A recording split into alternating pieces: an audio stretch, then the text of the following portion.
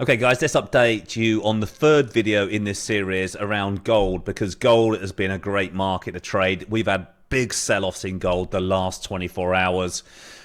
Where is a good time to buy? Or is there a good time to buy the market gold at the moment? So from the previous videos, gold's been, parabolic. It's gone straight up. We've gone all the way up to 4,000 and nearly 400, which was a lovely move. And if you can see these candlesticks in here, they're actually quite wide ranging. And you can see all the other candlesticks on the way up here are actually quite small and medium sized. But the ones at the top are quite high. Often a sign that there is madness coming into these markets, crowd coming in, the fear of missing out, big spikes going higher, and then that often is a reversal signal. So when you're ever trading the markets, or maybe investing, if you're looking, if you see big wide range candlesticks, then it's often time that the market's going to reverse, okay? Because everyone's piling into it. Everyone's got the excitement that they're going to get some FOMO here. All right, so on the last couple of videos, we drew this wave pattern. Trends go in 5 waves. And I was saying that the third wave here is often the strongest wave, and it was the strongest wave. It went straight up. There was no reds on the pro trend system or tracks whatsoever here. Storyteller indicator measuring momentum was starting to get overbought. We'd had so many internal readings from external sources saying that we're reaching extreme overbought conditions, and at some point we're going to see a sell-off, and we've seen this sell-off right now. As we go down to the 4-hour time frames, you can see that we got this red pro trend system. We had this double top area here, which is resistance. Okay, double tops are resistance. Often you'll see a high, and then you'll see the little drop, and then you see the attack of that high, and often a little spike through the highs will then reverse it back down. And that's what we've seen. And remember, I shorted in here and I lost about 20 points on that trade, and then I shorted again with the next red here, and it's made me nice profits on that red move. Okay, now I'm thinking, should I exit? Well, we're meeting my profit targets down here, but look, let's have a little look at the bigger time frame. And yesterday I'm in a friend of mine's got a business WhatsApp group, and he was talking about investing gold and silver, and I had to say something. Okay, I said that, and these people are not traders, and they may be investors of some sort, whether it's property or cryptos or whatever, businesses or whatever. And I said, I don't think it's a great place to be invested in gold now, guys. I just don't think. And they said, well, if we're investors, then it doesn't matter if it falls back, does it? It's always going to go up. And that is true. We look at a chart, you can see it is true.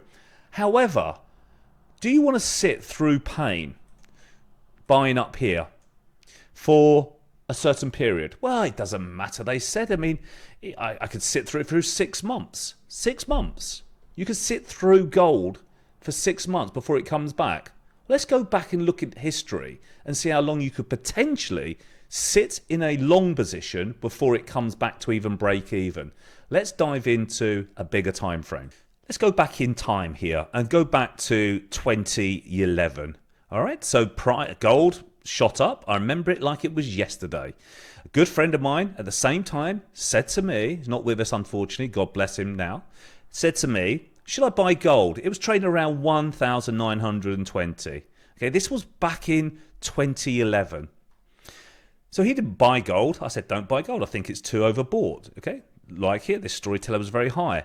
If we take on the philosophy of the business people that are going to sit through it, okay, then that took 9 years, or it actually bottomed here in 2015, okay, 4 years later, and then it took until 2020 to actually get back to break even. And then when it was at break even, it went sideways for 3 more years.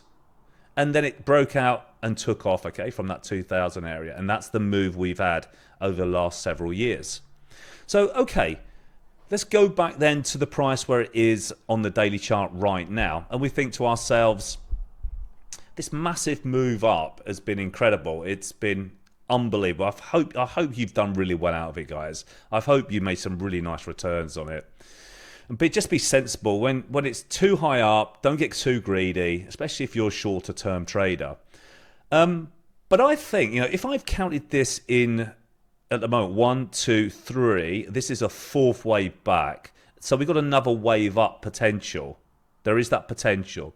So I want it to come back into this zone around here. This is going to be around 3,800, 3,750 zone, in and around here, where the next wave could go higher.